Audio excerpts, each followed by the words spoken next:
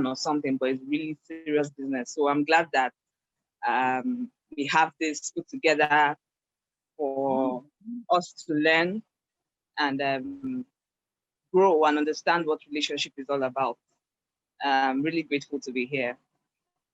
Thank you. Yeah, good evening, everybody. Good evening, sir. Okay. Like you said, I don't have much to say, but I know how much you put in the energy, the network, and it's really hard to put things together. And to get people together is really not an easy task, but I'm grateful that last we got here, you know. And what we really want to talk about is not an easy, it's not something to toy with. It's a serious issue, and it's life itself. It's a relationship matter is life, because it entails the whole our soul. It entails our soul, our being. So it's fine. I hope we can do justice to why we're here, hopefully. Yeah. Thanks. So We are definitely going to do so much justice. Having you in our midst, forget about the justice. It is done already. Yes, darling. Okay. So there's a question for you, and we'll appreciate if you can answer this question. There are a lot of questions that came in while we told people to register for the program. And we'll start with one of the questions we've set aside for the main purpose of this program. So we will start with how can we manage insecurity and lack of trust towards your partner due to past experiences? For instance, we are in a relationship, we're in a relationship and our partner cheat on us. Maybe it was something so terrible that we didn't expect. So as time goes on, we find it difficult to accept, even though we accept a particular person in our life. It's quite difficult to say this person is not going to cheat on me again, or this person will repeat the same thing, or how sure am I there won't be some violence or anything terrible is going to happen in my relationship. So in such situation, how can we manage insecurity and lack of trust towards our partner, our boyfriend, our husband, our wives, or whatever it might be that is connected to relationship due to past experience that we've encountered? How do we manage such? So we hit on a couple of things that have different degrees of importance. Abuse, something like physical abuse is a little different. I will treat that differently than I'll treat something like cheating. Okay.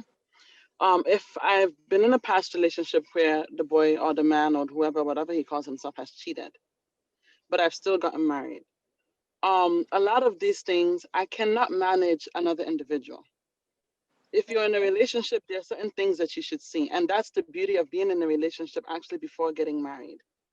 If you are in a relationship prior to getting married, that is your opportunity to see everything you need to see. So if there is cheating going on and you do not think you can handle it and you don't think it's something that you just can accept, this is your opportunity before the two of you seal to leave. And then going forward, it's just certain things you if you don't want to compromise, you cannot compromise. If you see a cheater, you're not going to get out of a cheating situation by seeing a cheater, knowing that he or she is a cheater, and saying, okay, well, please don't cheat on me. And this, like, if they're a cheater, they're a cheater. If you caught them and they swear to you, okay, I'm not going to do it anymore, whatever, and going forward, and within themselves, they like say, no. I mean, it's up to you to trust them, but you must have made up your mind that this is what it is. Am I kind of making sense? At least for the cheating aspect. For the violence, if you're in a past relationship where the two of you, or where you are experiencing abuse, and you're worried, first of all, communication is everything. You have to express and tell your partner, this is what I've been used to, and this is what I am not going to tolerate under any circumstances. I cannot swear that my husband will never cheat on me. I don't swear on any man's head. But I swear on my 3 kids that that man will never lift his hand and touch me. 1, I'll break his head off. 2, that's just not the relationship we have. But it's not. You understand? Because that's something that I made known from the beginning. I'm not going to tolerate it. I am not going to tolerate anyone putting their hands on me. I've already been trained and raised by somebody. You're not marrying me to train me or to raise me. I'm not your child. You don't just start hitting me or talking to me or touching me anyhow. So communication is key. You definitely have to be able to let whoever you're with know, this is what I am definitely not going to tolerate. I mean, not tolerate means you will never stand for it. So that's why it's a bit different. With cheating, with, abuse and other insecurities, like with abuse, I'm touching 2 issues now. With abuse, yes, you can stand firm and say it will never happen and let them know. And there's a high chance that it will not happen if that's not who they are. And if it is who they are and you're in a relationship and you see it before marriage, you get out. And when you enter your next relationship, you let them know, I am not this type of person. And when you see the red flags, you leave. Don't continue to put yourself in a situation where you'll be subjected to something you don't want to be subjected to. As for the cheating, I mean, once you talk to them, if you know that if you see that's the kind of person they are and you can overlook it, I mean, I'm speaking from a different angle. Okay. A little, so if you can overlook it, I mean, I don't know. If you cannot overlook it, then go. But don't enter a marriage, don't enter something, don't commit yourself if you know it's a problem that you cannot overlook, because these insecurities, it will just screw up with your head. As for any other insecurities that you may have, that's an inward issue. You have to work on yourself first. You have to work on your self-love, work on your self-confidence, work on building yourself as a woman or as a man. If you don't work on yourself and you don't love yourself, those insecurities may or may not even be caused by whoever you're with now. It may be your issue. It may be because you have not accepted what happened and you cannot forgive yourself or forgive that person. So those are the 2 things, the abuse and the cheating, and then the insecurities, like general insecurities and stuff like that. It takes healing, forgiveness, and love. A whole lot of it. A whole lot of it. Wow. So it takes healing, forgiveness, and not just forgiveness, to forget. You may not forget. There's a high chance you will not forget, but you just have to forgive the situation. Forgive yourself. Okay. Say, I did everything I can do, and it still happened. And you know what? Whatever. And you just move on. Not all men are the same. Not all women are the same. So you just, but you have to do that within yourself. You have to know, start self-love, forgiveness, and healing with this. It starts within first before you can enter into any other relationship. Because if you haven't done that, then you're going to get into a relationship. You may not have done anything to me, but then I'll still, because you looked at someone else, and that's the huge insecurity. And you can't do that. So honestly, it starts from within. The general aspect of the insecurity, the general spectrum, it starts from within. Yeah. Thank you so much, Jackie. Thank you so much. Okay. Hello, can you hear me? Yeah, we can hear you now. Fantastic. Okay, nice. Okay. Okay, sorry, I got your question. You said, how long should the relationship last before you get married? Yeah, before both partners decide to get married. Okay, all right. Actually, I don't think there's a stipulated time for a relationship to last before marriage. Okay. It's really not how long, because there are relationships that have lasted for 5 years, 7, 10, and they get married and like maybe in 1 month, it's over. And there are people that date for about 3 months, 6 months, a year, and you see them celebrating Silver Jubilee and their Golden Jubilee, and you're like, wow, so what really happened? You get? Yeah. So it's not really about how long I think it has to do with the readiness of the individuals involved. Okay. It doesn't have to do with how long. If you as a person, you understand yourself, first of all, you love yourself first of all, because the truth is,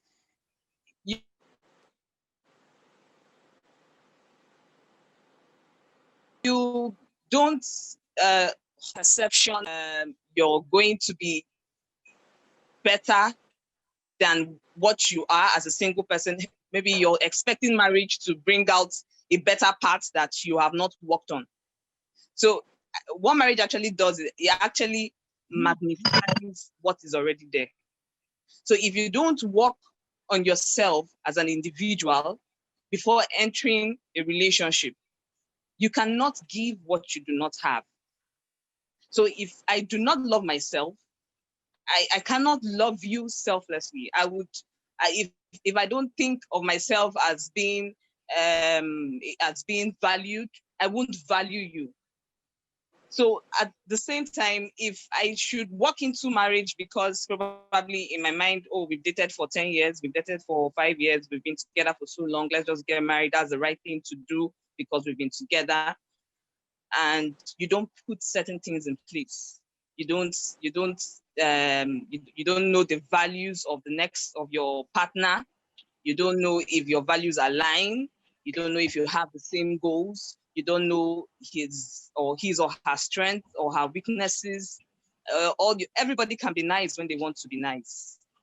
And the truth is that we are all humans. And I mean, you need to make room for mistakes. You have issues with your siblings. You grew up together. Even twins have issues. There are times they don't agree, and there are times they quarrel, and your parents have to step in and all of that. Now imagine spending the rest of your life with someone you have never met before. You just maybe went for a wedding or a party, and then you start I love you this, I love you that, you hang out and all that. And the next thing, oh, we've been together for a year, we've been together for 2, 3, 5, 5, 6, 7, let's get married. I don't think it works like that. And then at the same time, when you think you have come to that point that you say, oh, okay, I think I'm ready for this. You've looked at the good, you've looked at the bad, you've had, even if you don't have experiences, you've read books, you've listened to maybe teachings, you have mentors, and you cannot also remove the God factor in that as well. That is very important. You cannot remove the God factor. If you do not have peace, there are so many ways that God speaks to us. For me, it's peace of mind. If you do not have peace and you just feel, I think I should just get married. A lot of people get married. A lot of young people get married today because of the wrong reasons. If there are 100 people that are married, maybe, I don't know, maybe I'll say about 5% or 10 are actually married for the right reasons. There are so many reasons why people get married. Some people get married because they feel they've gotten to the age or they are too old, social pressure. Many people think, okay, we look nice together. People say we look good together. Or we've been together for so long, and people are saying, what do you have to say? What will people say? And we've been together, how are we going to do this and all that? So I think it doesn't have to do with how long, really. It really doesn't have to do with how long. It has to do with the individuals and how ready they are for marriage at the time. I hope I answered that question. Yeah. You did, honey. That was awesome. Yeah. Thank you. Thank you so much. Thank you. Mrs. Chiamaka. Thank you so much. So it's not how long you've been into a relationship that would you tell yourself, I need to go and get married, or pressure from anybody or your family members are saying you are too old, or you think that because I've come to this age, I'm now 30, I'm now 35, I'm now 25, I want to get married, is not the reason for you to go into marriage. You need to be mentally ready, you need to be mature enough, and you need to take be ready that this thing I'm going to do right now, I'm about to do, it's a business and it's a lifetime signature you are going to sign. Even though people divorce today is because of one thing or the other, they were not really modified in the platform of getting to know what exactly they're supposed to know before going into marriage. So thank you, Ms. Chiamaka, for helping us in this question. So the next question here is, and the next time this question will be going to Mr. Princeville Efuka. This question is for you. So this couple of times people do say that if you are a Christian, you shouldn't get married to a Muslim, or if you're a Muslim, you shouldn't get married to Christian because the religion aspect is going to be a challenge. Or we've also find a situation whereby I am a Catholic, and let me just say that's Orthodox, and the person I want to get married to is a Pentecostal. So because of this different dominion when it comes to Christianity, or different dominion when it comes to Muslim or Christian religion, we do have challenges. And the question is, how does religion affect relationship? Does it affect it negatively, or does it mean that there should be an understanding or an agreement before going into religion? Okay, why I'm asking this question is because of there's a challenge that I saw in a couple's life, whereby a man, I think I got this story from one of my friend. A man got married to a particular woman. Before the woman accepted him, she actually told him, if you are not going to be part of my own church, the guy is a Christian, no, don't get me wrong. This one is not even Catholic, sorry, it's not even Muslim or Christian religion. This one is between Christian and Christian. The lady said, if you are not going to attend my own church when we get married, I'm not going to marry you.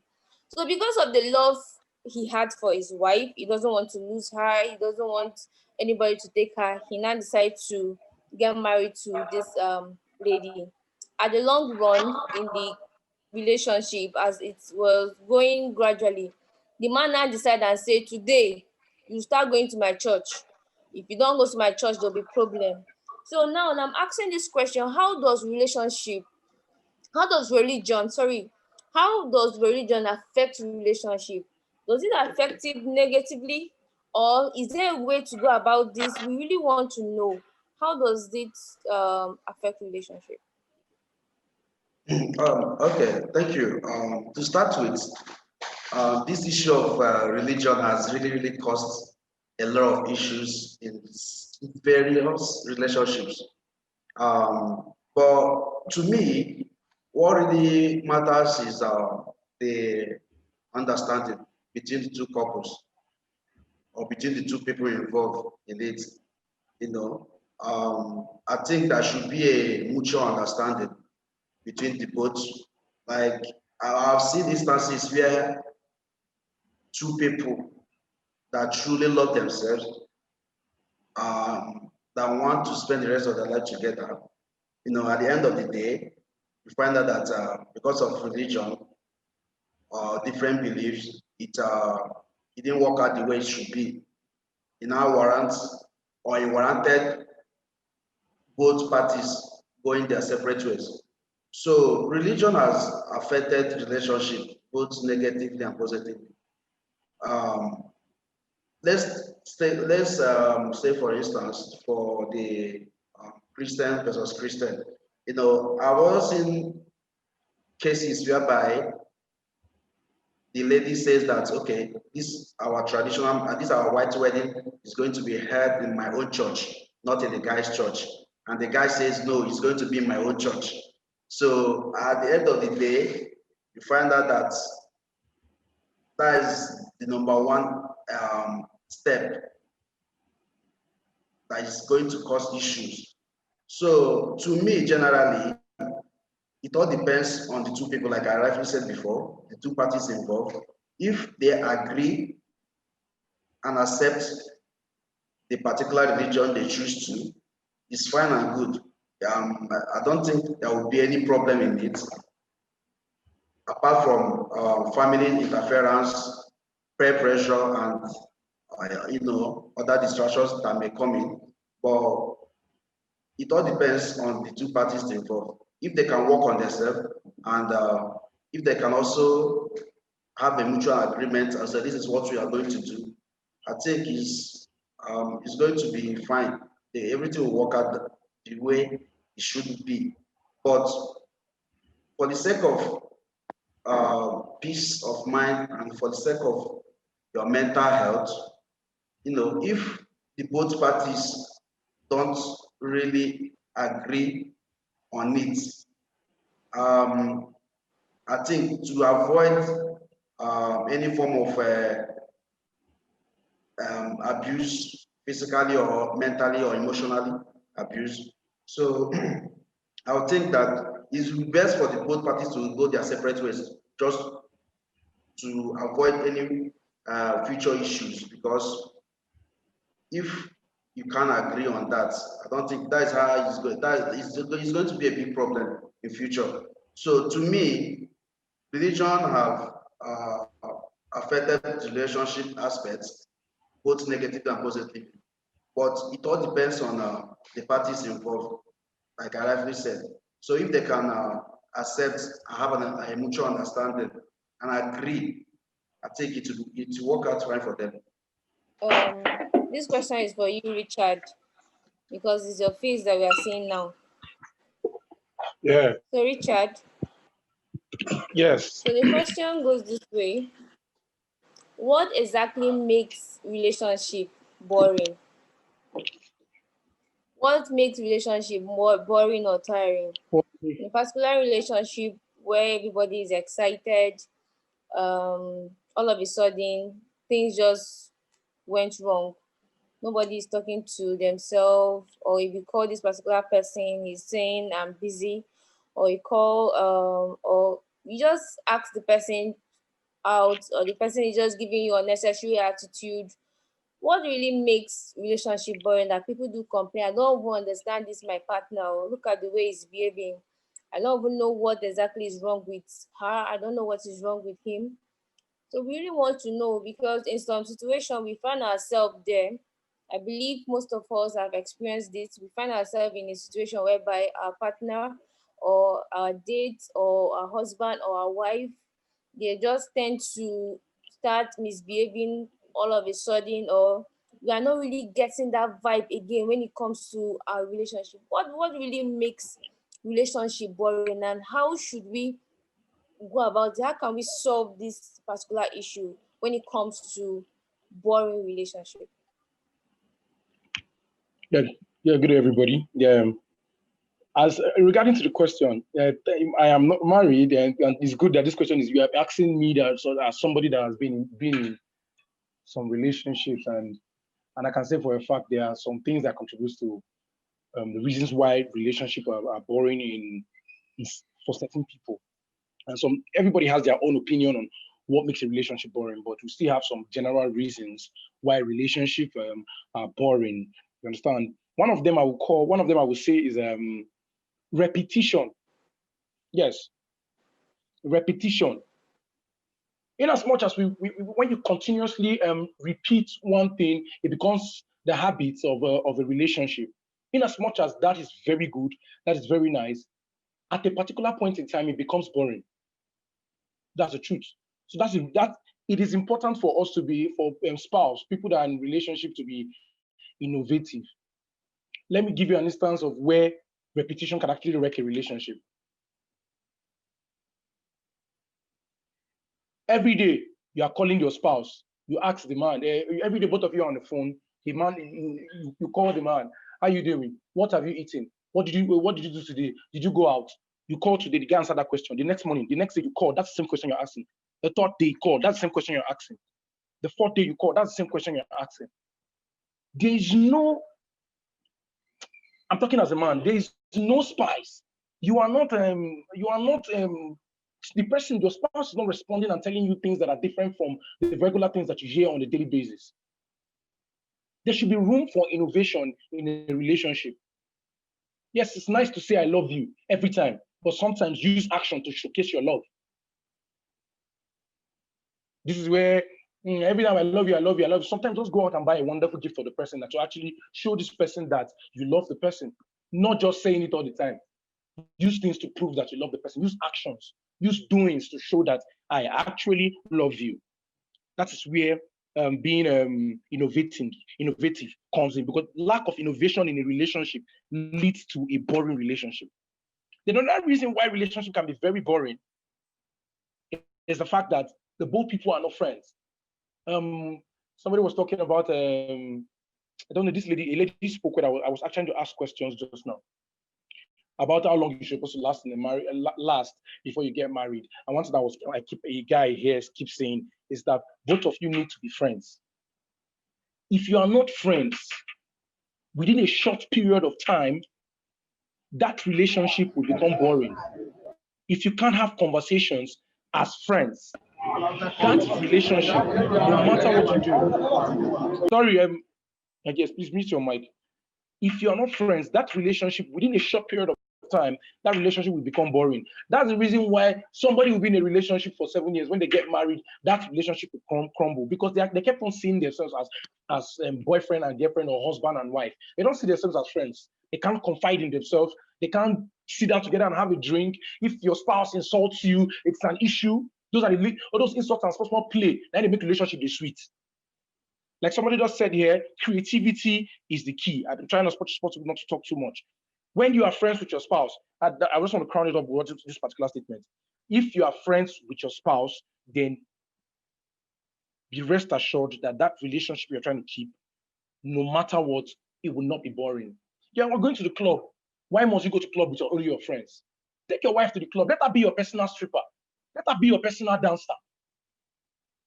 You are going to, let's say you are the type that smokes shisha, and you don't want to do it at home because you don't want to offend your wife. But at the end of the day, both of you now have a mutual understanding. Both of you can do it together. And when you are doing it together, she can be the person, or you can be the person that will stop that particular person from actually having that habit.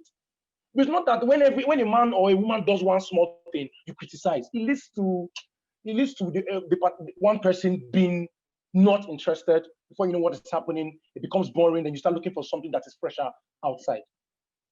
I don't know. That's just my opinion. Thank you. This question that I'm about to ask, a question that was sent on the registration link. Somebody asked this question. When a partner says he or she is tired, does that mean the partner is disrespectful? So I don't really get that question. If you are in this platform, if you are here right now and you are the one that sent that question, please help us to kind of clarify this question on the group platform. Maybe, I don't know what exactly the person is saying. Maybe the person is trying to say, maybe for instance, in a relationship with this particular person, all of a sudden, this guy, I asked this guy, please, can you help me move this thing to this direction? The person said, I am tired. Why are you disturbing me? Something like that. Or in a relationship, the person just come to you and say, I think I'm tired of whatever you are doing, or I'm just tired of you. I'm tired of your presence. I'm tired of anything. So how can we manage such situation? Does it really sound disrespectful, or the person is just expressing himself or herself? Did you actually get the question, Mr. Jeff? Yes, I did. I got the question quite correctly. And anyway, I think I actually threw that question. I never knew it's going to come to me, because I was just, it's a real life issues that we face. I was just looking at, okay, maybe it's something we can just look out because it's common with us, you know, in marriage, that you may want your partner to do something for you, and your partner might be actually tired, in the real sense of, you know, she's tired or he's tired. But you might just look at it, you know, like an African person, an African man, or the way the Africans see things, may just say, oh, well, maybe your partner is disrespectful. You know, some of these things, they are little, but when you put them on the scale, it actually weighs a lot. So in the real sense of it, we just don't have to take things seriously too often in a marriage. There are sometimes, yes, there are times you have to cut lapses. There are times you know that, okay, this is a joke. There are times you have to know the reality of what is happening to your spouse, so that you don't misjudge what your spouse is communicating to you. So in the real sense of it, I don't know, because for me, I would say it is not what does it say? It is not a disrespectful thing if you know actually that your spouse is tired. And it's just a simple, sir. Yes, just a simple thing, not really complex per se, just a simple everyday life thing. Okay. I also like Omar. Omar, I don't know if you are online right now. I would like you to also say something about this question, because having that Mr. Jeff was the one that threw this question in. I would like somebody else to also treat this question. Omar, are you online? Hi, yes, I'm here. Okay, thank you very much. So the question is,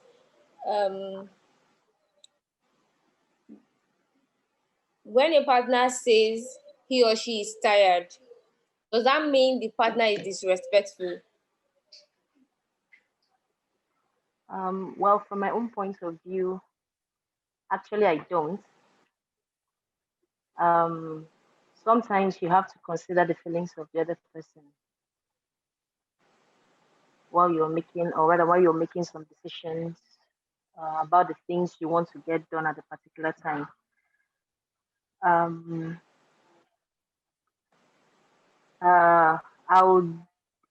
would like to focus on the part where,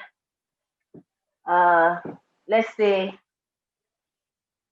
a lady would like her man to move something for her, something she as a lady can't lift, and she actually needs that thing done at that time. She requests her man to get that thing moved, and he's like, babe, I'm tired, can I move this much later?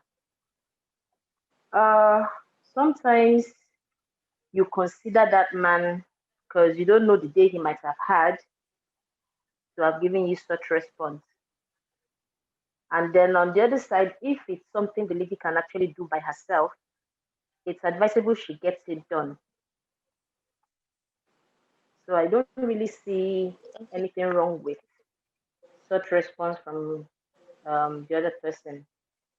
Another way I want to look at it from is maybe a lady and the guy, they are working class, and then the guy, they are both back from work at the same time, and they are both really tired and want something to eat.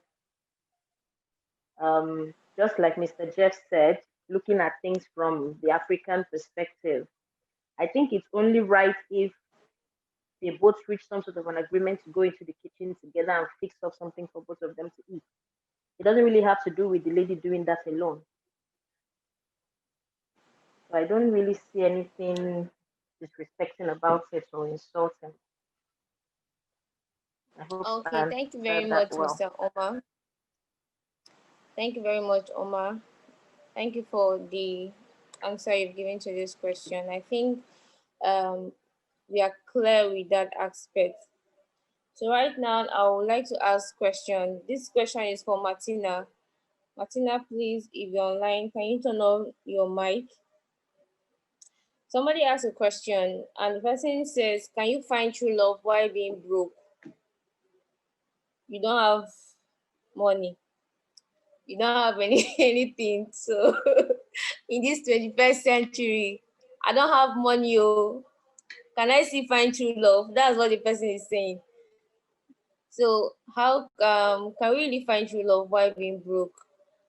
Martina, are you there?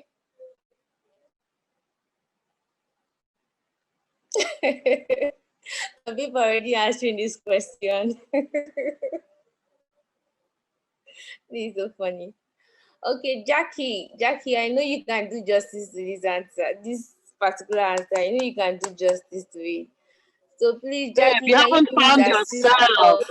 If I'm broke, I haven't found myself. And if I haven't found myself and I don't know myself and I don't know what I like and what I don't like and I don't know what makes me, and what doesn't make me, how can I find true? How can I love you if I don't love myself? I can't give you what I don't have. It makes no damn sense. I mean, yeah, I can find someone to talk to, someone to, cuddle with. I can find someone who may be able to, but then even when it comes to matters of the bedroom and sex and stuff like that, like sometimes lack of money can be so frustrating. You don't know what you like. Let me tell you, before I got to where I kind of am now, because I'm not where I want to be, right? I used to be like, there's nothing there, I can manage with a 1995 car, I can do this, I can do that, I can do this. It's a lie. I was struggling. When you reach a certain level and you honestly see what hard work awards you and you see what money can afford you, you only want to associate and do things within that level. I honestly, in this 21st century, I think it's hard.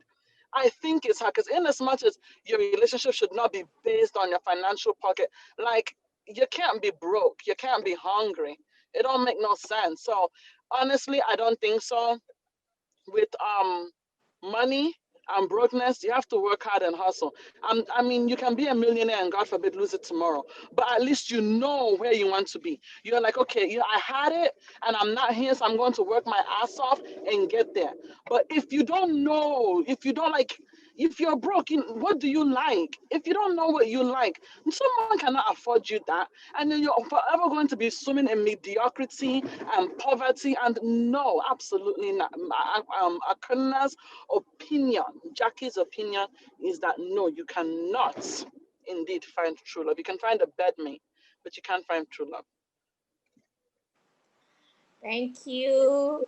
You just hammered this answer. You scatter everything. I can see so many people already smiling on the screen. Thank you so much, Jackie. No So problem. I'm the driving, so next I couldn't question turn on my video. Sorry. Yeah, no problem. Okay, there's a question that someone asked, and I would like a guy to answer this question. Kelvin Okufo, this question is for you. Okay. So somebody asked, what do you do when guys' friends tell you girl? That's the person is asking, I'm a girl, and there are guys' friends around me.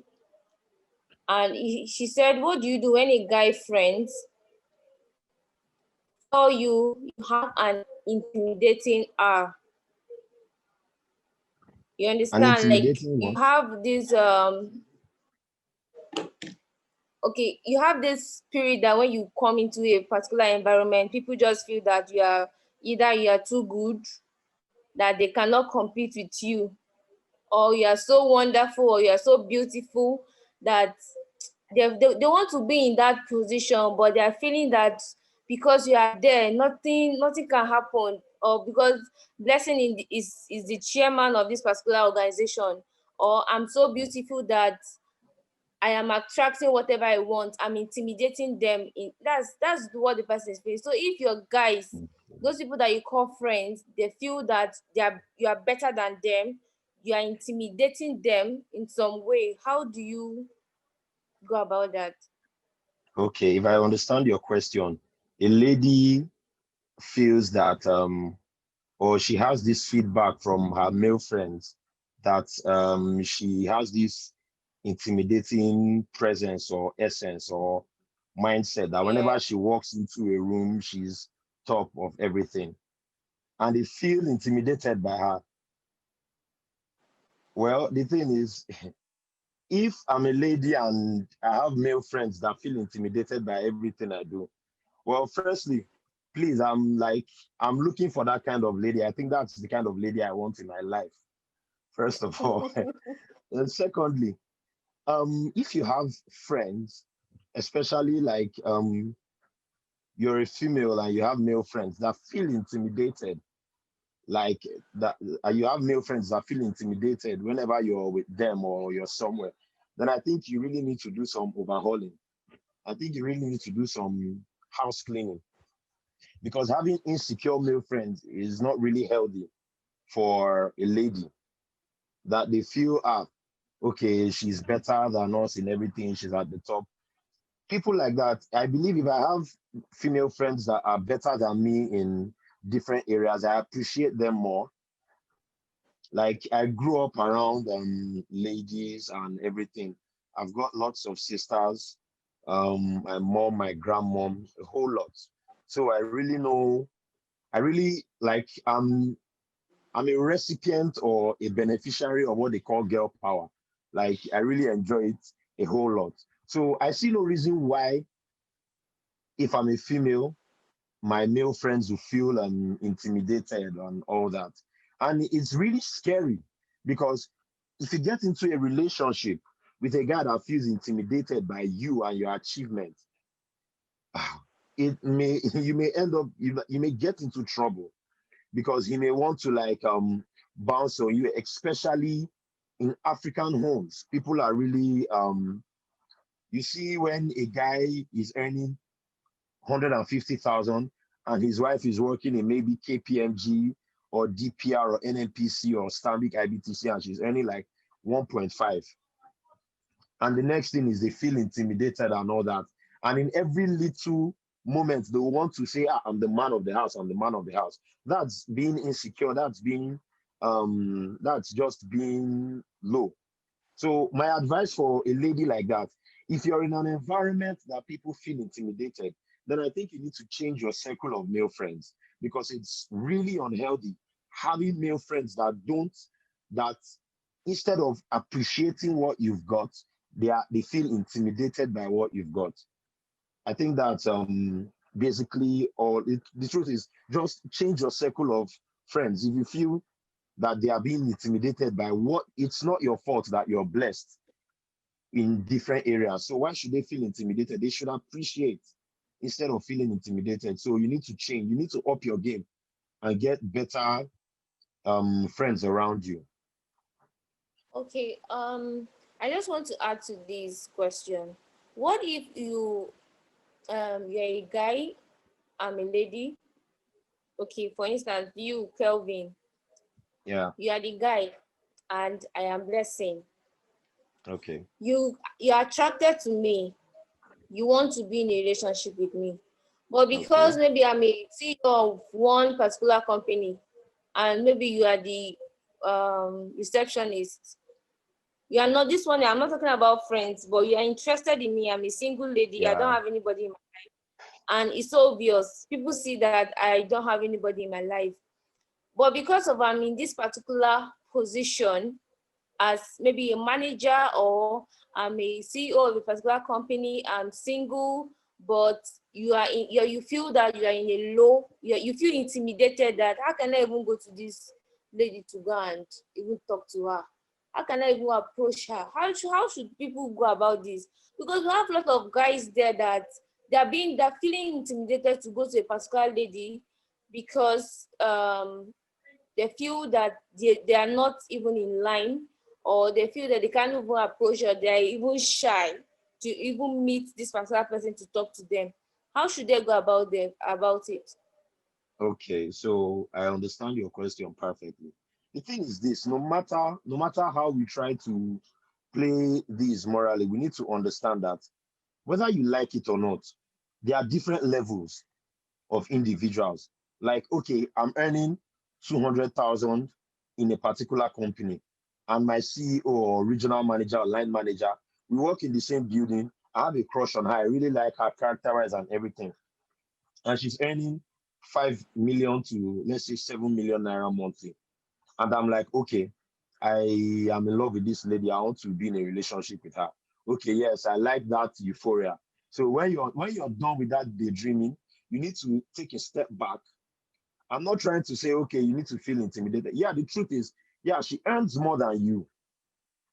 In fact, she's of high maintenance, and you need to understand. See, love is about sacrifice. Love is about giving. For God so loved the world that he gave his only begotten son. Jesus gave his life for the world because he loved. So you can't take away giving from loving. So now you look at this. You love this lady. There is a particular lifestyle she's used to. There's a particular environment she's used to. There's a particular way of doing things she's used to. Now you ask yourself, what I have to give, is it enough for someone like that? Like, you ask yourself, what I have to give, is it enough for someone like that? Then you weigh everything, you do an analysis, and you see that, okay. But the truth is, there are different strokes for different folks. I've also met with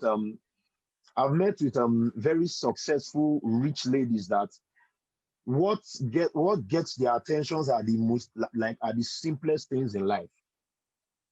What gets their attention, you can see someone that earns like 5 to 10 million, but what gets her attention is maybe just a glass of wine in an open field or something. Like, just little things get them, like, because the truth is, yeah, in a way, she's really not after money. Because like, you ask a Nigerian lady, if you are earning if you have 1 billion naira or you have 10 billion naira in your account, now money is not your problem. So taking money aside, what do you need from a particular guy? Now you ask yourself, money aside, all what she needs, do I have this? So, like, some people may feel intimidated, but I personally, I would not feel intimidated. So for people that will feel intimidated, what I will tell them is this. First of all, you do a reality check. Okay, money aside, can I do this? Can I be this type of person for her and all that? If you feel you're not up to it, whether you like it or not, see, there is no one single person for another person in this life. There's nothing like you have your DNA or your destiny is tied to one particular woman in the world. It's a lie. If you fall in love today, if you crush over someone today and it does not work, whether you like it or not, you crush over someone else tomorrow. There is no designated crush for anyone. So if it does not work, then you move on to the next. So is it that you've missed all the ladies and colleagues that are on the same level with you, and you don't love them, and you went to a higher one? Then try as much as possible to see how you can meet her particular standard, because there are things you have to give. Okay, thank you so much, Kelvin. So, Mr. Kelvin, should one bleach just to sustain attraction in a relationship? Should you actually bleach? By the time like you your have color now, I like your color. By the time you bleach into skin cancer, then you ask yourself whether the guy will stay with you in the skin cancer. So the truth is, so I belong to the Albino Foundation. So many times we see a whole lot of skin cancer issues due to some bleaching creams and all that. And you see some people that they were black, but they bleached their way into albinism, or they bleached their way into Europeanism, or they bleach their way into being a United States person. And at the end of the day, they get skin cancer, and some of them, they lose their lives from there.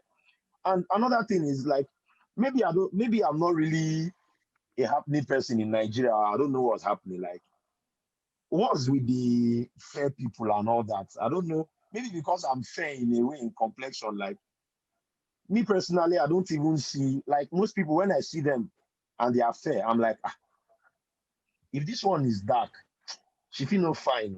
Like, this is not TikTok. So I really don't understand the whole thing, like, in bleaching and bleaching and bleaching. Everybody, and now I think they are calling it toning or what. They are looking for different names to call it. So to me, you should not change your complexion in any way for any man. Even a man that has married you and put a ring on your finger, If he asks you to change from black to white, he married you as black for better, for worse, for black to black. So I don't think in no way. The only thing I can support is okay, yeah, there are some cosmetic products that they help you maintain your particular skin tone. They help you to maintain your particular skin tone. Like I have a friend, she's fair, she's like fair in complexion, not as fair as I am, and she attends a university in one of these northern states. That their son, by the time the son should beat you in 1 hour, you go out a fair person, you come back, you are black. So she needs a particular cream to maintain maintain.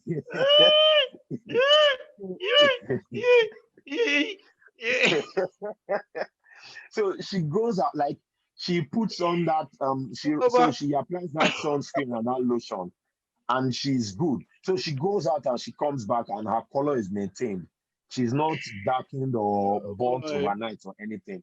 But you see some people, they want to. I've even met some ladies that they mix, there's this eye drop. Like eye drop, they mix it's gotten that bad. Like they mix eye drop, they start mixing chemicals to rub on their skin. I'm like, okay, maybe the eye drop that makes the whites in the eyes get white. Maybe I don't think, or whether that's what's going to work for them, I don't know. But to me, bleaching is a no-no. In fact, the truth is, it irritates me. If you want to maintain your color, that's fine. But not the one that you are black today, and tomorrow they see you and you're like, it was black. You're fair. Your knuckles are dark. Your elbow is dark. Some private parts are dark, if you know what I mean. So, like, what's the use? You maintain your color. God that created you that way, he did not make a mistake. So definitely, you are black, you are beautiful. So I don't know whether it's this neo-colonial I don't know whether I'm getting the word right. This inferiority complex. Like you feel okay, maybe when you're fairer, they get you more. And I think you mentioned a particular job interview that someone asked you to post. I think people like that, on a low key, they are part of the problems that we are having. How can you put up a listener? You say you want fair people in particular. That's racial bias. And in the UK, I know in the UK that's a crime. You don't put up job vacancies with racial or age bias or saying 26 and below. It's a crime. Or say it must be a female or a male. It's a crime. Or say the person must be fair or dark. That's a crime. So you can't do that. I see some jobs, they say females only. Is it that males cannot do it or what? So I think we need to like sensitize some of our friends, and we let them know that, see, what you're doing is not necessary. There are many people that will kill to have your color. There are many people that will kill to have your skin tone. So why are you changing it for who? So that's my take on it. Nobody should bleach. Everybody should. If I can dash people some of my color, I will dash, but it's not possible. So there's some people here that even they want to get your number after this section, no. Don't worry, I'll so put that it you up just on do magic and share the color. I'll fill them with light. I'll fill them with the light of the world. Okay, Richard, you want to say something about it? You've been itchy to say something about the bleaching aspect. Yes. It's what Kevin just said now is it's very apt. I might even end up repeating some of the things I said. If a lot of Nigerians, a lot of us are suffering from what I call racial phobia. That is the need to be like, we see the copy. That's the need to be like the Europeans. It's annoying. You understand? In fact, if we go to some party, they will serve yellow people first before they serve black people. That's how bad.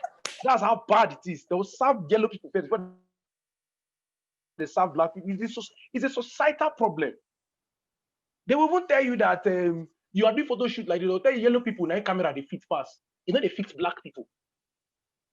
We need to first love ourselves. You understand? In fact, people in this country consider somebody beautiful when they are fair. All of us are talking here now, but inside our mind, some of us, inside our mind, when the girl no yellow, she no fine. Meanwhile, that girl is actually ugly as even fair. And some people won't bleach, they will not bleach where? That's how bad it is. You want to bleach, you want to be like the white person. You don't go do it where? Just like trying to speak Fune. You're trying to speak Fune, sound like and you're not speaking it where? You're still sounding like someone that came from Agenebode. That's the truth. We should stop this thing. There should be originality. That's the reason why anytime that I talk, one way or the other, I still infuse pidgin in it because it's something that gives me some level of closeness to my roots. So don't speak too much English. There should be pidgin in our house of assembly. That's what we are discussing now. But it is wrong. You come to my area where I stay here, some people are glitching in my area. If you say that, you'll be like, say, soldier flog them. What their body, black mark. They couldn't bleach some part of their body away. You will bleach, you will not have English to follow up the bleaching. The person will go talk in English, go to smell. Just be copying things. Copying. Yes, now. I just told you now. You go party, they're not going to serve you drink because you black. At the end of the day, everybody will not be joining and be shouting Black Lives Matter. How Black Lives Matter when you know if you accept your skin? You never accept your skin. You say Black Lives Matter, we're going to kill you.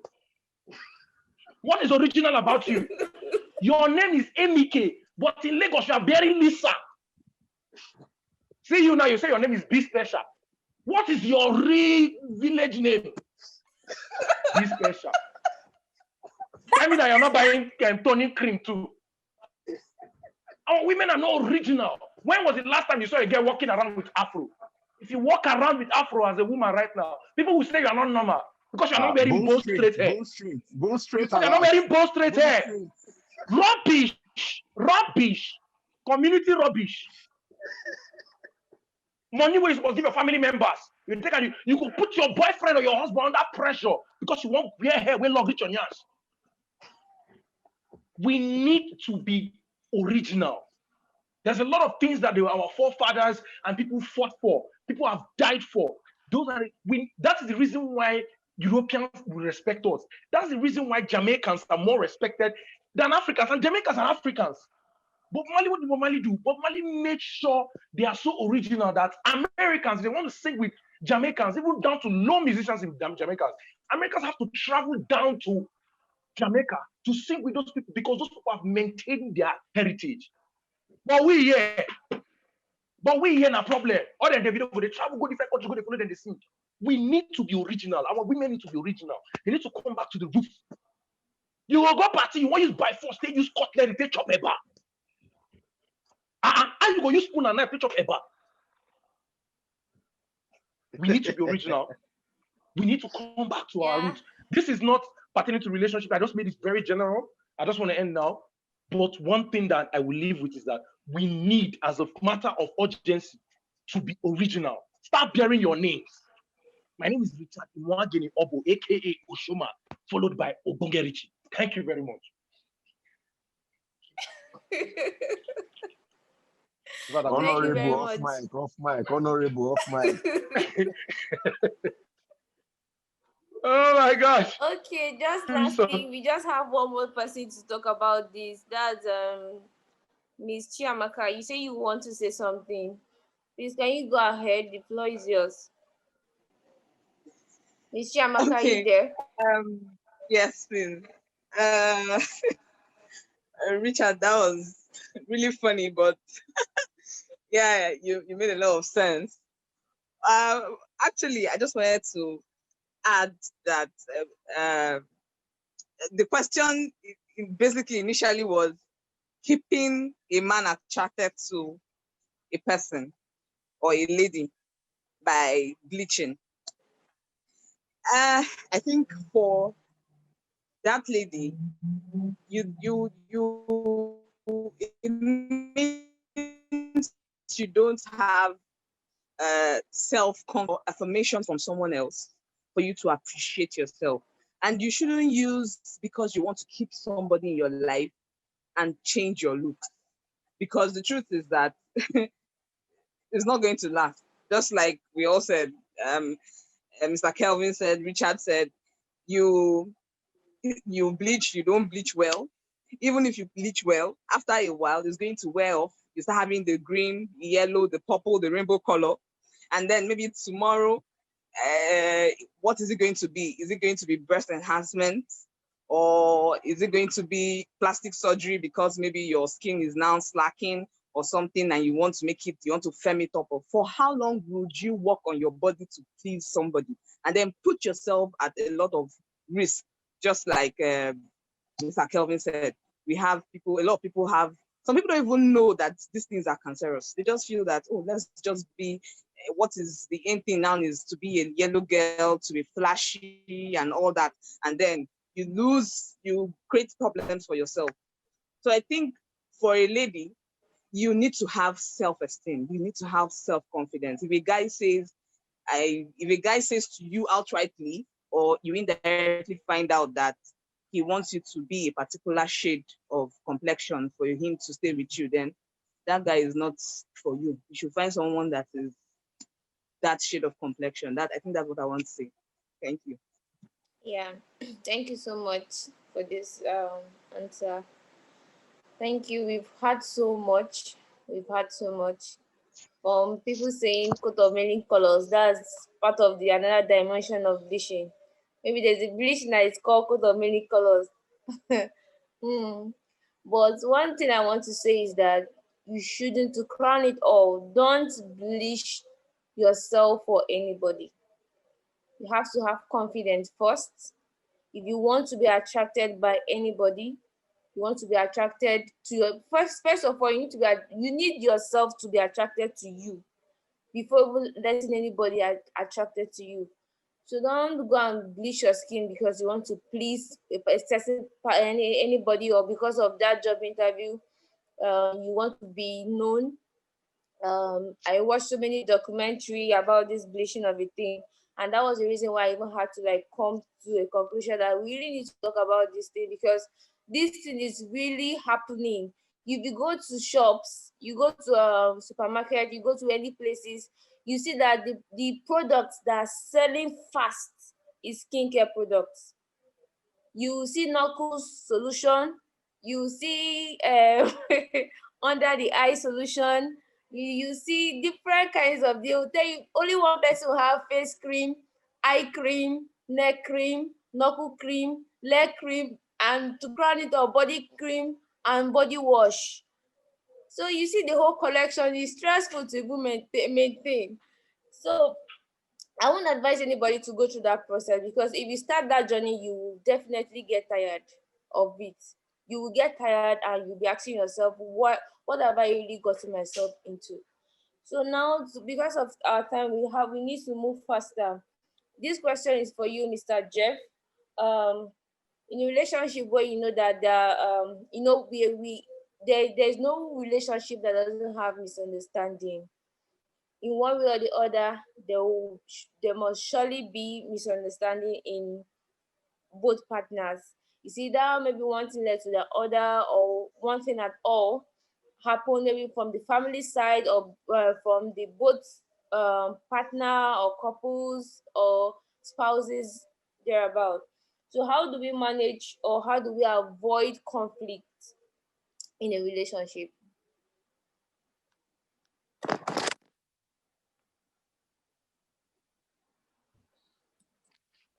Okay, thanks again. Conflict in a marriage, conflict in a relationship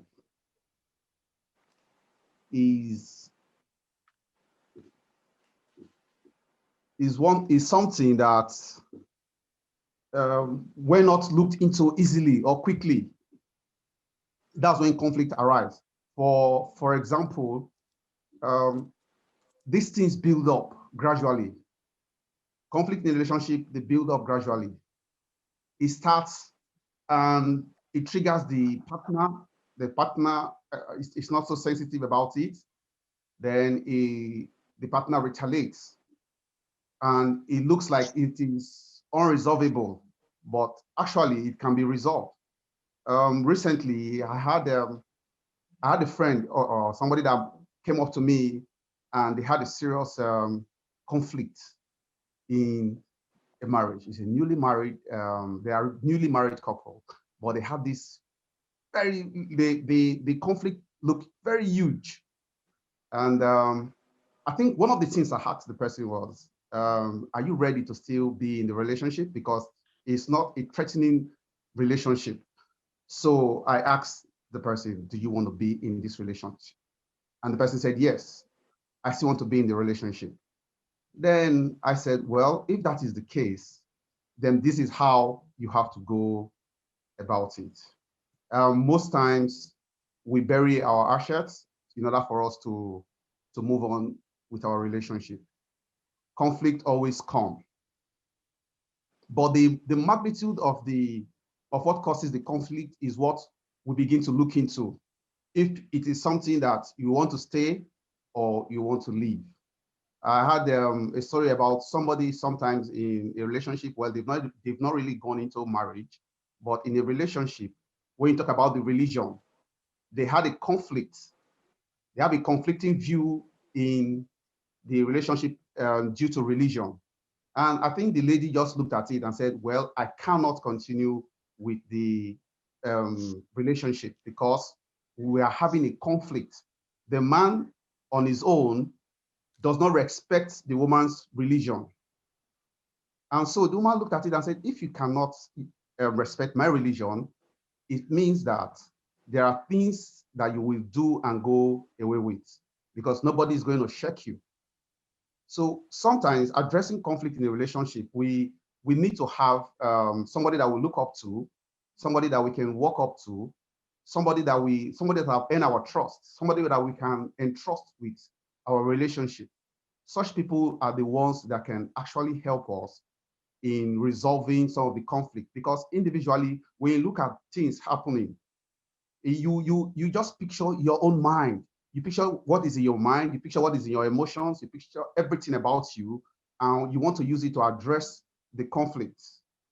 Do you get me? So, but when you have when you have somebody that you can look up to, you call them, and such people, they don't look at one partner's viewpoint.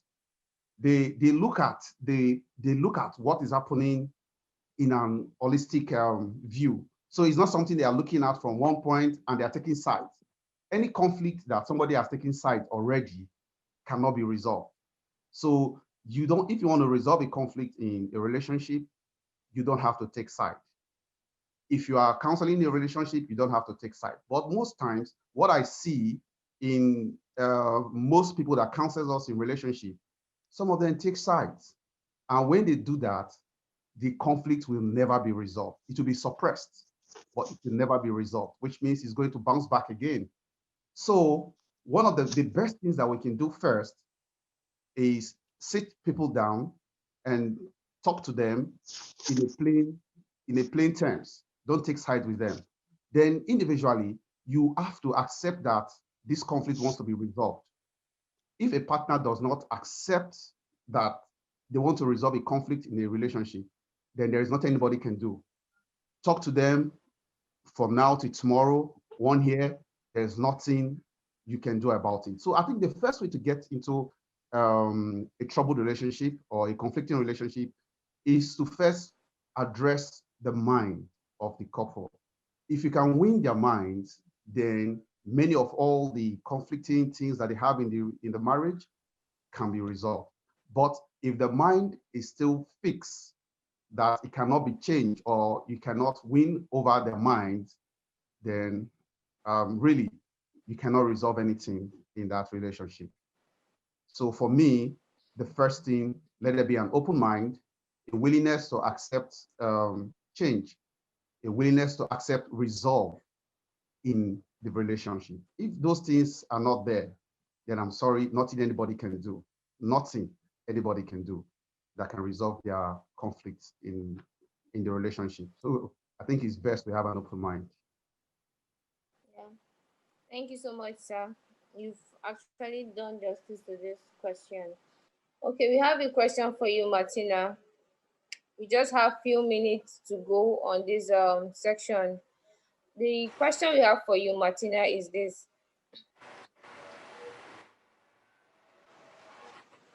What what's the greatest fear in a relationship? What are those things that when you think of in a relationship, you are kind of afraid, maybe from your partner or relationship basically, having that you've been in one relationship for, like you said, you've been in just one relationship, and after them, you've been waiting. So what are those fears that you think that are in relationship? You're already smiling. So please, can you tell us? Okay, well, greatest fear, I really don't know, but I think I was in a relationship where I was very, very faithful. And I thought this guy was also faithful because I'd not caught him like do anything. I wasn't looking for, before someone would crucify me, I wasn't looking for anything like to catch him. I was just very naive in a relationship, but I knew what a relationship was. Do you understand? But along the line, I started telling myself, I'm sorry that this relationship is too perfect. Like, no matter what I do, he doesn't find fault. Although I wasn't troublesome, I was always very playful. He doesn't find fault. And I began to ask myself that there's something about this relationship I wasn't too sure. So I'm not trying to be all religious here. Oh. So I started to pray. Like, what's going on? Because it's too perfect. If I do anything, even when I scream, you say, okay, you block the door that I won't leave. You yourself will apologize. Do you understand? And I began to see different things in the relationship. And I was like, really? So it was more like this person was going to use me, like to get riches. Do you understand? I found out on my own because I saw some things. You know, when you go to someone's house, you just see some strange things. Do you understand? So for me, I'll always say this, that knowing someone and getting close to the person is key.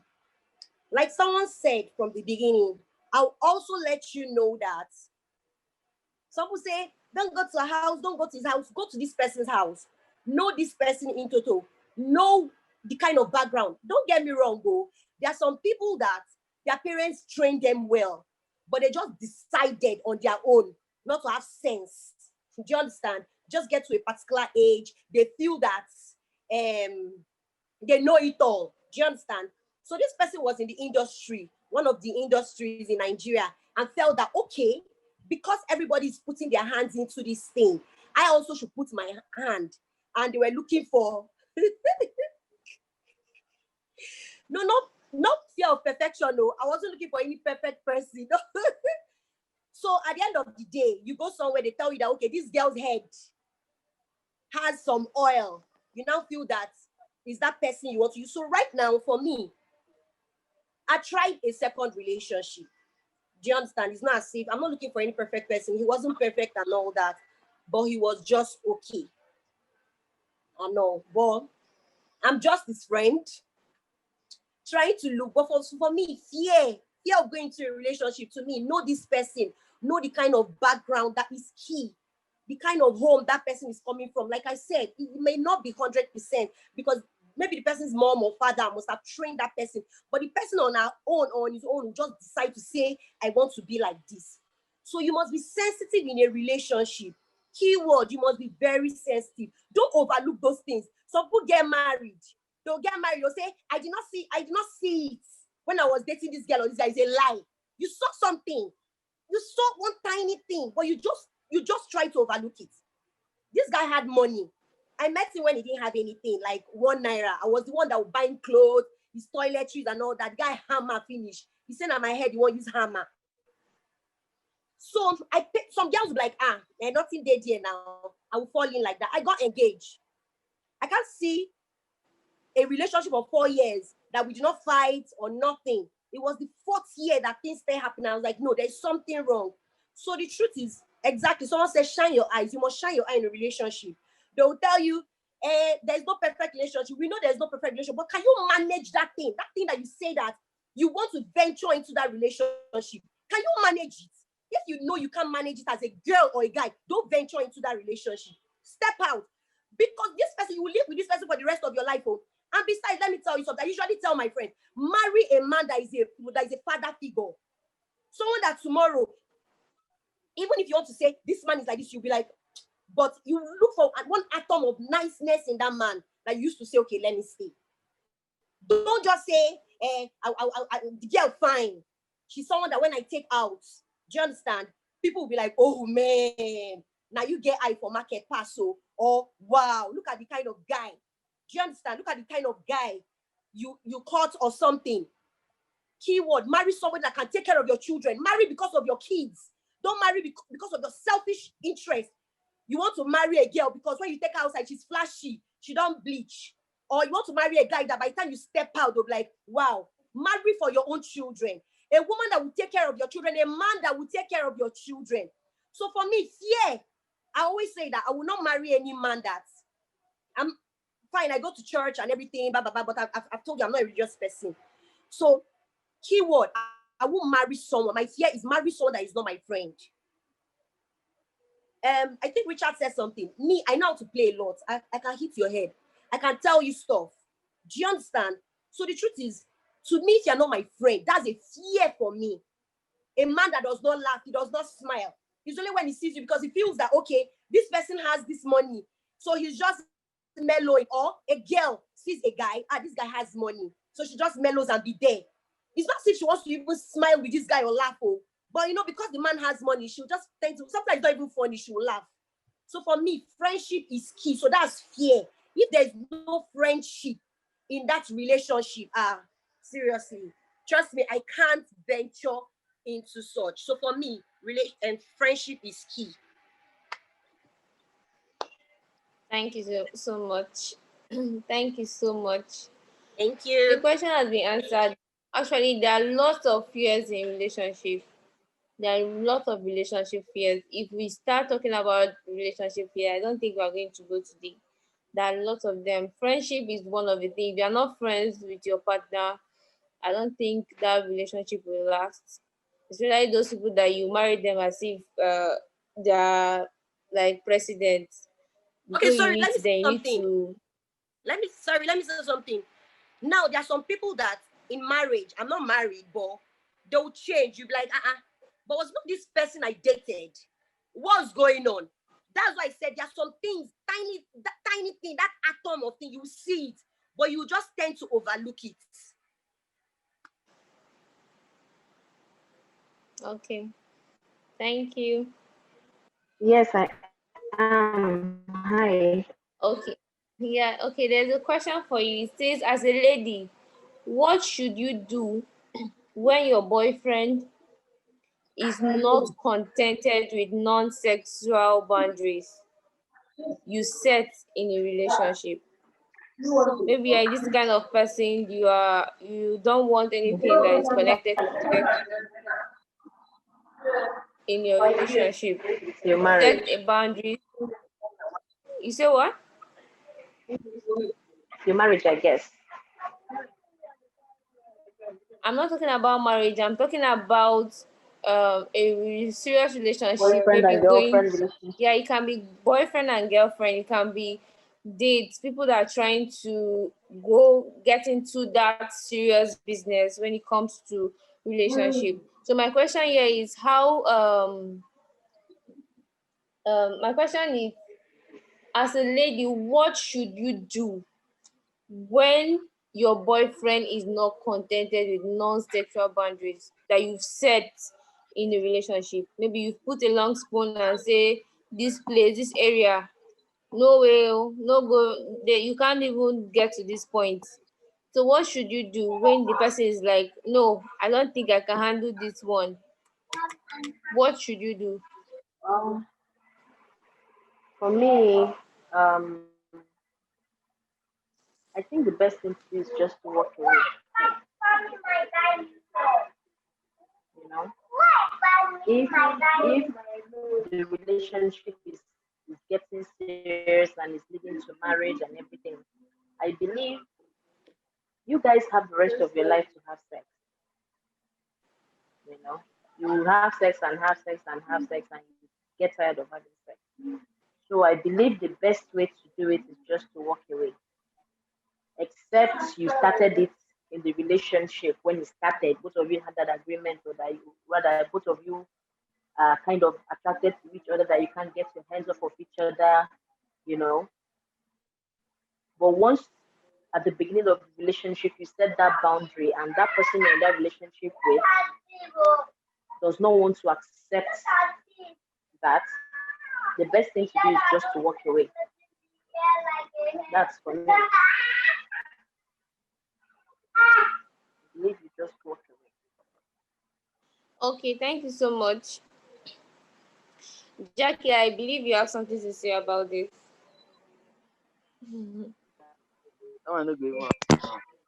Oh, she said everything. You walk away.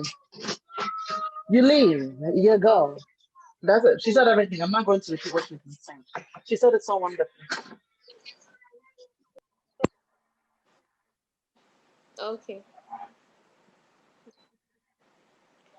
I'm still asking, Victor, are you back online? Chris, are you online? And please, if you are not talking, just mute your mic so you don't distract this section. So, okay, now my question goes to Prince Will. The question is, how important it is for people in a relationship to spend time together? You know, it can be the partner or spouses or dates might be far from each other. There are some people that are far from themselves, while there are some people that are around. So how is it important? Is it spending time in a relationship? Is it that important? So even though you are very far, how do you go about this thing? Because if you don't really spend time together, you won't know your partner. You won't really know the kind of person he is or she is. So how should you go about? How is it important? Is spending time in a relationship, is it important or is not important, or we just have to go to the deal and say we're in a relationship? Is very, very, very, very, very important. 100% important. Spending time with your spouse, your partner, your wife, your girlfriend is very, very important. And to me, I don't really, to me, from what I've seen and everything, women don't really joke with that particular aspect. You know, unless the woman no love you, if she really love you, she will love to spend time with you. And yeah, we all know that there may be sometimes that maybe because of one thing or the other, maybe work or business that may warrant you not spending quality time with your partner. But even in a distance relationship, for instance, maybe you are in Nigeria, the guy is in abroad, you know, something like that. You know, you should always try as much as possible to spend time with the person. And mind you, nobody is too busy to spend time with the person he loves. Even if it's not that how that put it, even if it's not 100% because of the situation, maybe work, distance, and other factors. Yeah, but in a nutshell, it's very important to spend time with your partner. That is when you get to know each other very well. That's when you can be able to communicate, you know, and discuss some issues. Like that's when everybody can be able to pour his or her heart out to the partner. Like, this is what I want. Like a normal discussion, a conversation, a communication. And in every relationship, communication is the key. In every relationship, communication is the key. If relationship, most relationships start dying when there is lack of communication. You know, so it's very important. Even if, okay, for instance, let me use myself as an example. Yeah, I'm in this place now. When I was in a relationship, I'm no longer in a relationship. When I was in a relationship, I do come back frequently. I fly like 18 hours just because of I have a girlfriend now. like she's back home, for me to just spend time, any opportunity that I have, any break from anything, I book my flight in a year. Like last year, I came to Nigeria 2 times. It all because of her, to be honest with you. So, and it's very, very important to spend time with your loved person. So, it's very, very important. It's key. So, spending time with the person is very, very important. Yeah. Yeah, it's not just spending time. Some people go and spend time, but they don't really spend quality time. You can just go to whoever you feel that you are in a relationship. You just go there and just sit down. Nothing is going on. So just to be specific, not just spending time with this particular person, but spending a quality time and also making every moment count is really important when you are in a relationship. Mr. Sheung, thank you so much for all your comments. We are seeing that. Thank you so much. We really appreciate you and your presence. Thank you so much, sir. So, okay, we're trying to round up this section, and from all the facilitators, we'll just bring up just 2 questions that everybody is going to say something on it. Okay, talking about values in relationship. Does sharing the same value make a relationship work out? For instance, I may have some values, that are different. I would say personally that are different between values and core values. When you talk about core values are things that no matter what, nobody can change you for it. For instance, if I say my core value is integrity, that I can have integrity in every single aspect of my life. Maybe anywhere I go, I will show that my integrity is serious to me, is precious to me. And I have a partner. Does my partner, does he really need to have the same value? Because I've had a lot of people say that I can't marry anybody that doesn't have the same value with me. I can't be with any relationship that the person doesn't have the same value. Both of us must have the same value. If you don't have the same value, you cannot work. All these kind of things. So are values really necessary in a relationship? I want to know. I would like to start with Chiamaka. Chiamaka, can you tell us if values are really important in a relationship? Do we have to share the same values to be in a relationship? For you are married to this your husband. Are you both sharing the same values in your relationship? We want to know, we want to learn, we want to be clarified in this aspect if values are so important. Can you please confirm if you're online? Okay, I think she is online, but I don't know what's going on. Okay, please, Jackie, please can you help us in this aspect? Are values so important in a relationship?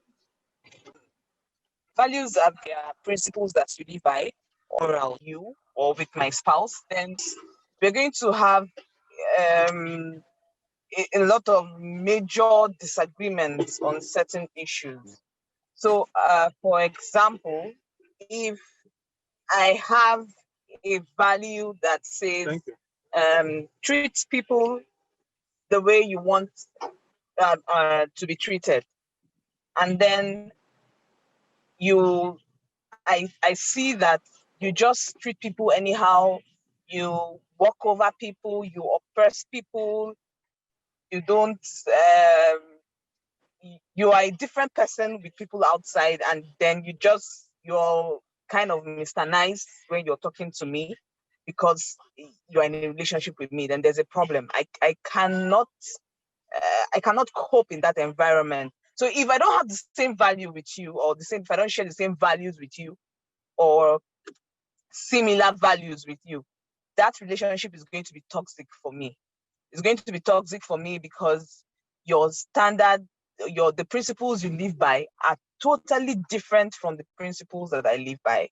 If I see that, I feel that the particular way of life is it's not how will I put it? It's not ideal.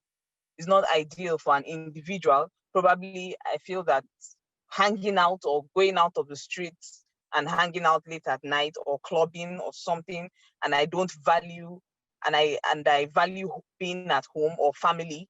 I value family. Family time is very important to me. And then you're somebody that loves to be out there. Family is not priority to you. Then there's going to be a problem as well. And these kind of issues are not issues that you overlook just like that. They are not issues that you say, oh, don't worry, we're going to work it out. These values are products of, will I say, family upbringing, orientation, the way you grew up, the environment you grew up in, the things that molded you as an adult. So I cannot come and now say I'm going to change a full-grown adult and and hope that I'm going to. I'm not Assistant Holy Spirit. I can't do that. So if it doesn't work for me, then I walk away. So I think values are very, very crucial to be discussed. Make sure you find out what that person, the values, the principles that he or she lives by. And if it doesn't work for you, then please, I don't think it's advisable to remain there, because it's going to be very toxic for he or she. Thank you.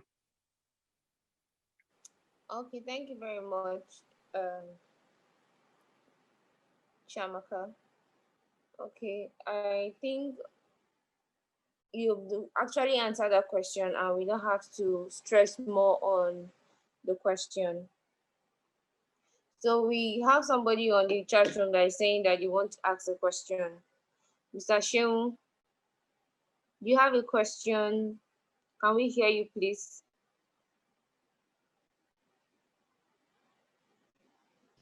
Okay, can you hear me? Yeah, we can hear you, sir. Good evening, everybody. Listen, well Good done evening, for this sir. platform.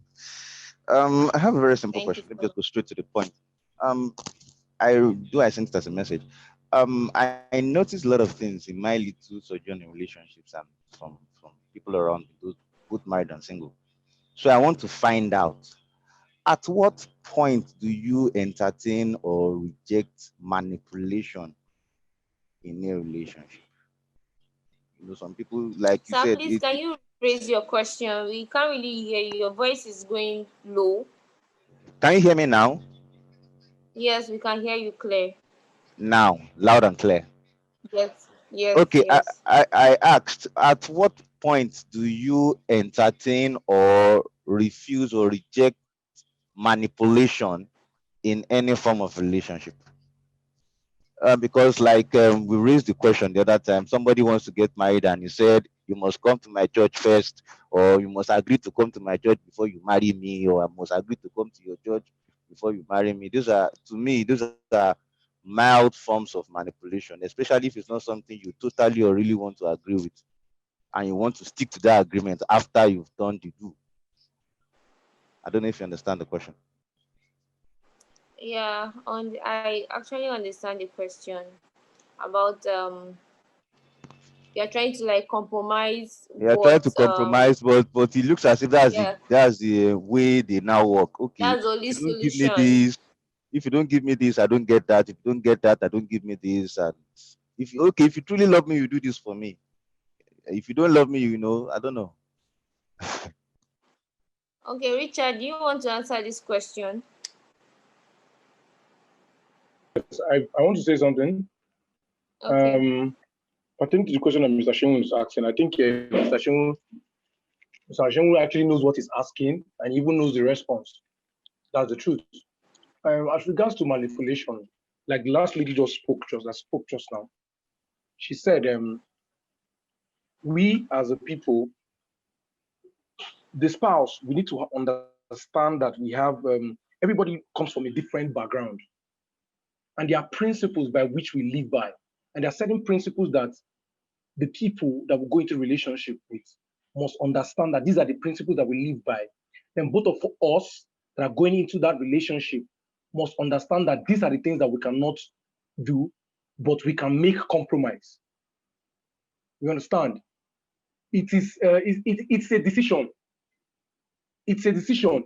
If you agree, that manipulation of because you must go to my church before you marry me. If you agree to marry that particular person, you agreed. You allowed yourself to be manipulated.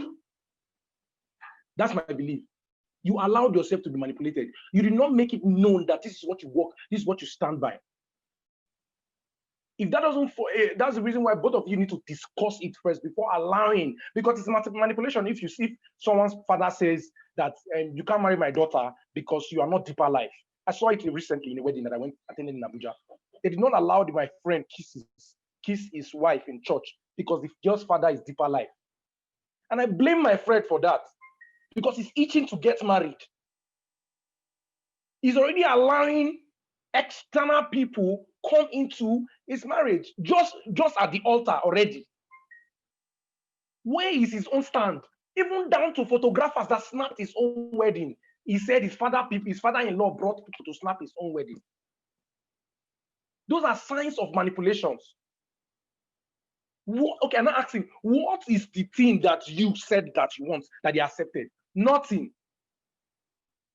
My father-in-law say, you need to first let your spouse, both of you, know that this is where I stand. This is where I stand in life. This is where, but I'm open to changes. We can work together to change things. Then if at the end of the day, 80% of the time, it is favoring the second person, I don't think that relationship is supposed to hold in the first place. If 80% of the time it is favoring the second person, or it's favoring the next person, 80% of the time, it's supposed to be 50-50. Sometimes you get your way, sometimes I get my way. Not 80% of the time, now only you. I'm talking about my friend now because I was part of the wedding. He's my best friend. I was part of the wedding from the beginning to the end. So it's not that I did not get the full picture. I got the full picture. We go pay bride price. I saw so many things that looks as if they are oppressing this boy. They are oppressing this boy, probably because of the fact that the bulk of the funds that funded the marriage was not from him. But no, there are some things that don't have to do with their money. It has to do with principles. This particular girl did not cascade my friend's principles into a family. That's our own family. And they are taking advantage of it. So the both spouse must share their principles. Yes, both of you are getting married to become one. But know this, both of you are two different people coming from different backgrounds. I'm sorry, my voice is, when I'm making some sense, my voice used to be loud. I think I'm making sense. That is my summation on this. You understand? The principle should be 50-50. There is no need. Once you sense it that 80% of the time your spouse is getting away with things, that's before people that are getting married. I'm not talking about people that are already married. When you're married, you have to find a way to work it out. You understand? You have to find a way to work it out. Like the last lady said, you cannot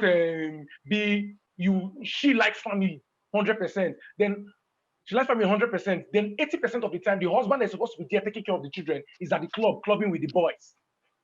Come on, that's not nice. That's my summation. Thank you very much, guys. Thank you very much, Richard. Mr. Shehu, I hope your question has been answered. QED. Can you hear me? You. Yeah. I said QED. I remember mathematics a little bit. Okay, thank you so much, sir. Okay, we just have 2 more questions to round up the section for today. Jackie, we have a question for you. Being married, do you think couples' finances should be together or separate? We've had a couple of times where people say, my wife will say my money, husband will say my own money. Oh, no, wife will say my money, then husband money is our own money. So please, can you clarify us in that aspect? Do you think couples and finances should be together or separate? Jackie, are you online? Yes, boo. Okay. I don't know the question was for me. Can you see me? Yeah, we can see you. I want everyone to see my face when we talk about this. Okay. So,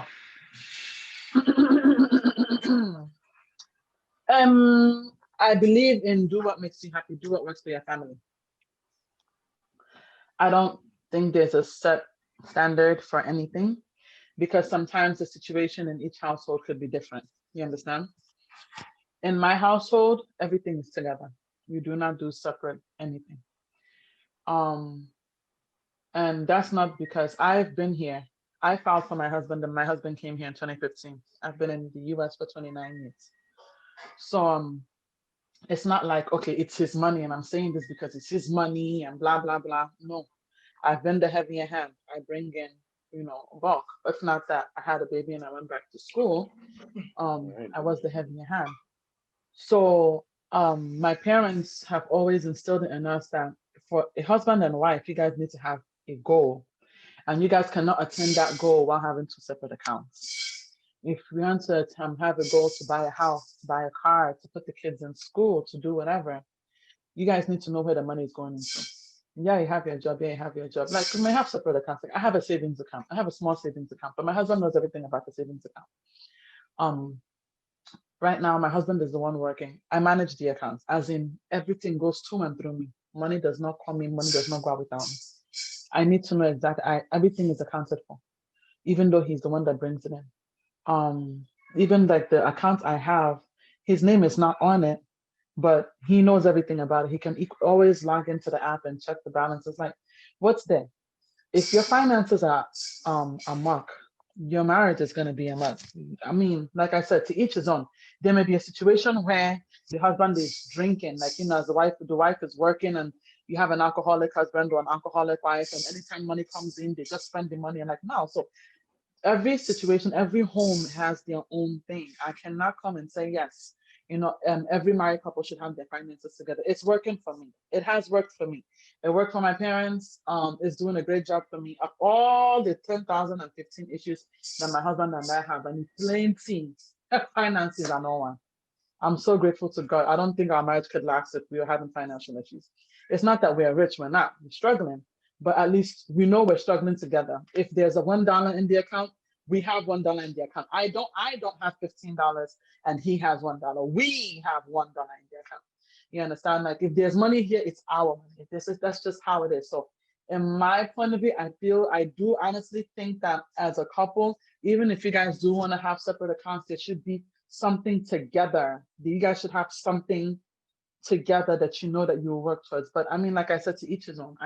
My case will not be the same from any other. So I don't know. My opinion.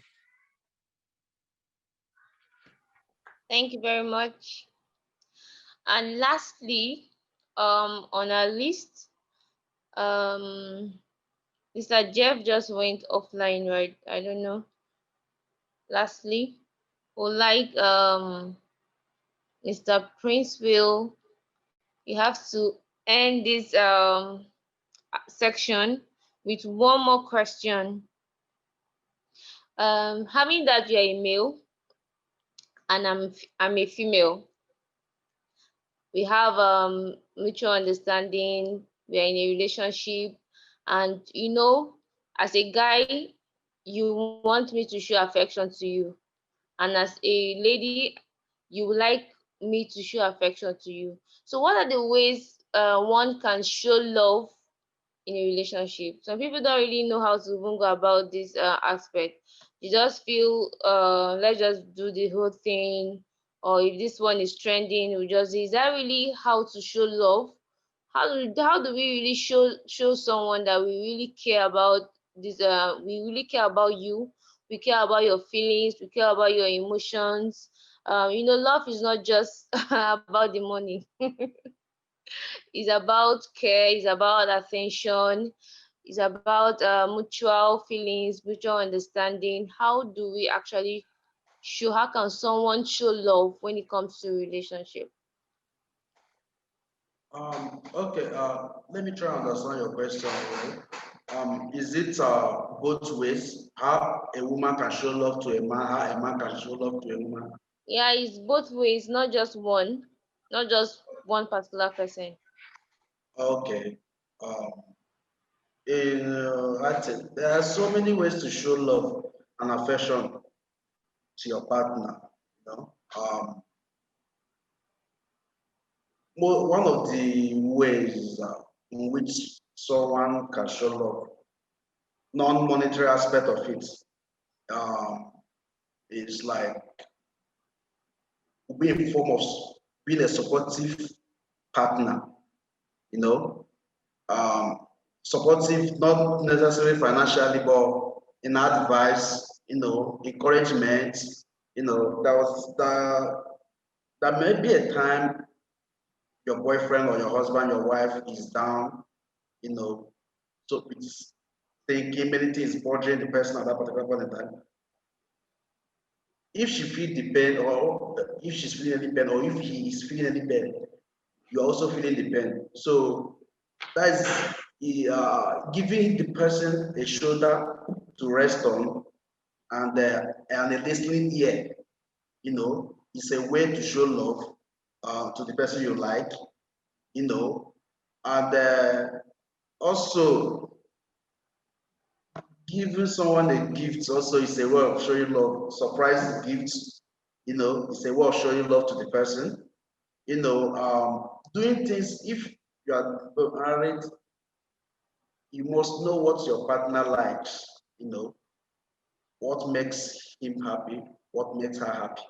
You know, you as a person doing something to him or to her, you know, it's also a way of showing love and affection to him and to her also, understand. And there are so many ways to show love, and there are so many little things we look down on. I say this doesn't matter, but it really matters.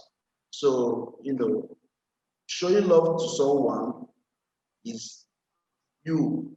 It's all about sacrifice, feeling the pain your partner is feeling. You know, always be there, always be there to support him, support her. You know, in any way, encourage her, and also like guide her or guide him when it's necessary or when it's needed. So I think these few things it goes a long way, you know, in supporting your partner. Okay, thank you so much, Mr. Princeville.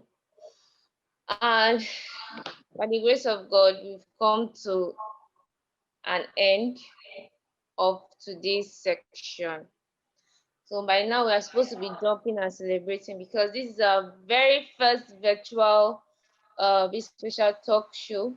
And believe me, if you didn't really learn anything from this section, that means you are not really paying attention. I'm so grateful. I'm so grateful for this platform, and I'm happy that I could get some numbers of people to attend this program. Thank you so much. As we come to an end of today's section, I want to thank you guys for joining me in this platform. Thank you so much for your time. Thank you for listening. Thank you for those that sent in your questions to make sure that we attend to it. I believe we've attended to all questions and we didn't leave anyone aside.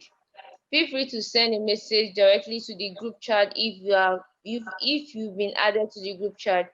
We will try as much as possible to also have another program like this. So and next time we'll also appreciate if you can also share links to your family, to your friends, so they can also get this opportunity. You know, this opportunity is very, very important. It will help our love life. As the team says, my love life. My love life is something that everybody must experience, and you need some steps to make sure that you get through that process. You need some steps to follow to make sure that your relationship is healthy. If you don't have a healthy relationship, you can never be successful in your relationship. So your relationship has to be healthy, and for it to be healthy, there are so many things you tolerate. There are so many things you have to put together to make sure that you achieve it. So I appreciate you guys for joining me. Thank you once and a million times. I really appreciate. So as we go, I also apologize for some of our panelists that was unable to log in. I think they have some network issues. Thank you so much, guys, for joining us. We'll see next year. Definitely, there will be another next year virtual programs, and I think we are also going to be working on different strategy on making it better and also drawing some people into the platform. So stay tuned for another section, and we will definitely next time be better. So have a great night rest for those in Nigeria. Jackie, we are coming to your house to eat some food that you are preparing. Thank you, Kelvin. We can see you. Thank you, Kelvin. Thank you, Princeville. Your Thank eyes you, are already everybody. can see you are trying to sleep. Thank you. Thank Have a you, dig. Richard Ogunge Richie, correct guy, one of Edo Kingdom. Now only you there. The original #1. #1, no. Thank Oh, you, God. Mr. Jeff, the Sharper Master himself. Thank you so much, Martina. Thank you, Oma. Thank you, Chiamaka. Thank you so much. I really appreciate you. God bless you. Thank you. God bless you. God bless you. So we come to an end of this program. I believe. Thank you. Good night, love. Thank you. Have a great night rest. See you some other time. And we believe it's going to be great. Bye. Bye, everyone. Bye, everyone. Bye, everybody. Follow me on Instagram at Ogbonge Richie. Ogbonge Richie. Follow me on Instagram. Make sure for exciting things. Bye. Yeah. Peace out.